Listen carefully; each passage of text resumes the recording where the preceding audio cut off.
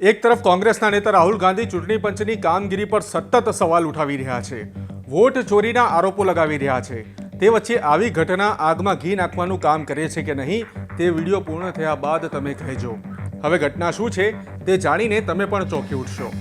હા, મોહિત કુમારે ઈશ્વરને પ્રાર્થના કરી હતી કે તેઓ જીતી જાય, પણ ઇલેક્ટ્રોનિક વોટિંગ મશીન એટલે કે ઈવીએમને મોહિત કુમારની આ પ્રાર્થનાઓ નામંજૂર હતી અને જીત્યા કુલદીપસિંહ।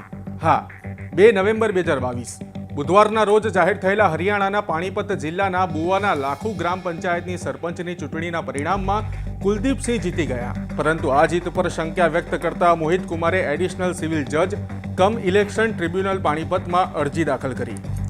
ઘણા લાંબા સમય બાદ 22 એપ્રિલ 2025 મંગળવારના રોજ ટ્રિબ્યુનલે બૂથ નંબર 69ની પુનઃ ગણતરીનો આદેશ આપ્યો, પરંતુ પંજાબ અને હરિયાણા કોર્ટે ટ્રિબ્યુનલના આદેશને રદ કર્યો। પછી શું? મોહિત કુમાર ગયા ન્યાયના સૌથી મોટા મંદિર એટલે કે સુપ્રીમ કોર્ટ। 31 જુલાઈ 2025 ગુરુવારના રોજ ફરીથી આવ્યો મત ગણતરી કરાવવાનો આદેશ। પાણીપતના ડેપ્યુટી કમિશનર અને જિલ્લા ચૂંટણી અધિકારીએ 6 ઓગસ્ટ 2025 બુધવારના રોજ સવારે 10 વાગે ઈવીએમ સુપ્રીમ કોર્ટના પરિસરમાં લઈ આવ્યા, જ્યાં કોર્ટના રજિસ્ટ્રાર દ્વારા પુનઃ ગણતરી કરવામાં આવી। સમગ્ર પ્રક્રિયાના વિડીયો રેકોર્ડિંગનો આદેશ પણ આપવામાં આવ્યો। આ દરમિયાન બંને પક્ષના પ્રતિનિધિઓ હાજર રહ્યા હતા અને માહોલ પણ કેટલો ગંભીર હશે એનો અંદાજો તમે લગાવી શકો છો। કુલ 3767 મતોની ગણતરી કરવામાં આવી અને છેલ્લે જે પરિણામ મળ્યું તેને જાણીને ઈવીએમ પર ગુસ્સો આવી જાય।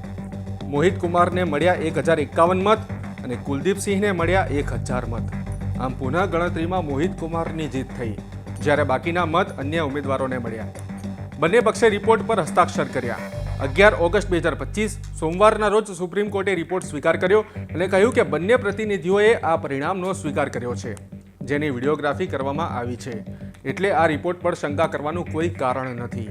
આમ સુપ્રીમ કોર્ટે 2 દિવસમાં મોહિત કુમારને ચૂંટાયેલા જાહેર કરતું જાહેરનામું બહાર પાડવાનો આદેશ આપ્યો અને તેમને તાત્કાલિક પદ સંભાળવાની મંજૂરી આપી। મિત્રો, ન્યાયમાં વાર લાગી, પરંતુ ન્યાયનો વાર એવો રહ્યો કે ઈવીએમની વિશ્વસનીયતા પર સવાલ ઉઠાવતો ગયો। હવે મિત્રો, નામદાર સુપ્રીમ કોર્ટના આ ન્યાયને લઈને તમે શું કહેશો તે જણાવજો, અને હા, એટલું જરૂર કહેજો કે પલડું કોનું ભારે છે, ઈવીએમનું કે પછી બેલેટ પેપરનું।